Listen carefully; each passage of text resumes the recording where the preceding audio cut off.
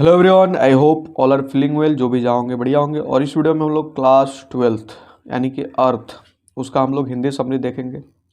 और इस समरी में हम लोग देखेंगे आखिर इसका पूरा सारांश क्या कहता है और इसके बारे में और सारी चीज़ों को देखते हैं। डियर अर्थ एक प्रसिद्ध लघु कथाकार एच बेट्स द्वारा लिखी गई एक लघु कहानी है। यह कहानी एक किसान जॉनसन और उसके बेटे बेंजी के बारे में जो एक सरल स्वभाव का व्यक्ति प्रतीत होता है।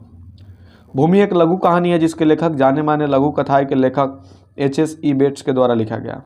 यह कहानी एक किसान जॉनसन और उसके बेटे बेंजी के बारे में जो मंद बुद्धि की उत्पत्ति होती है। जॉनसन बेंजी के पिता थे। वह एक स्थानीय उपदेशक और किराएदार किसान था। वह एक दयालु लेकिन आलसी व्यक्ति था। जॉनसन बेंजी के पिता थे। वह एक लोकल पुजारी और एक भाड़े पर जमीन लेकर काम करने वाला किसान था। वह दयालु थे लेकिन इलेक्ट्रिक थे।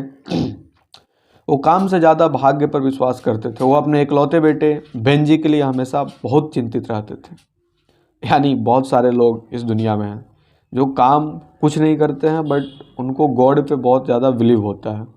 हे भगवान हमारी ये कामनाएं पूर्ण करो, हे भगवान हमारी ये मनसा को पूर्ण करे। ऐसे अपने अर्थ पे अगर बात करें तो 75% लोग हैं। हमेशा बहुत चिंतित रहते थे। जॉनसन उनके और उनकी पत्नी के प्रति कर्तव्यनिष्ठ और बहुत स्नेही थे। वो काम से अधिक भाग दौड़ में सफल हुए थे।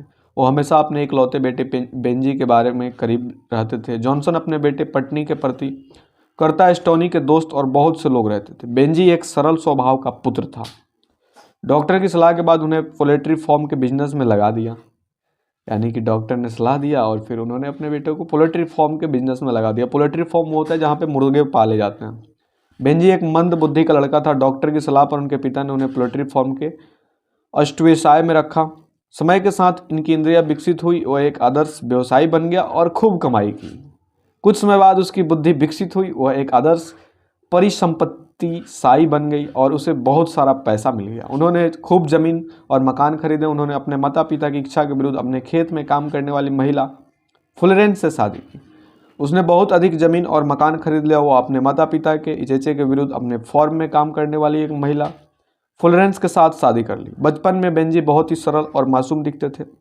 उनके पिता उनके साथ सरल, मासूम और सौम्य व्यवहार करते थे, लेकिन अपने माता पिता के साथ उसका व्यवहार जंगली, अनियंत्रित और आपत्तिजनक साबित हुआ। फ्लोरेंस ने बेंजी का व्यापार शुरू कर दिया। बचपन में बेंजी बहुत साधारण और असंगत दिखते थे। उनके पिता ने उन्हें सदा असंगत और भद्र के रूप में अस्वीकार किया था, लेकिन उनके अस्वीकार के बारे में उनके माता पिता के प्रति जंगली, उदंड और साहसी हो गए थे।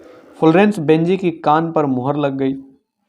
आखिरकार उसने अपने माता पिता को गाड़ी में बिठाया और काफ़ी दूर तक छोड़ा। इस कहानी से पता चलता है कि हमें हमेशा आस्था पर विश्वास नहीं करना चाहिए। अंत वह अपने माता पिता को बहुत दूर छोड़कर चली गई। यह कहानी बताती है कि हमें हमेशा भाग्य आजमाना नहीं चाहिए। यह था आप लोग का दी अर्थ का हिंदी सारांश। आपको कैसा लगा कमेंट करके बताएंगे। बाकी मिलते हैं जल्दी आपसे अगले वीडियो में। तब तक के लिए बाय बाय।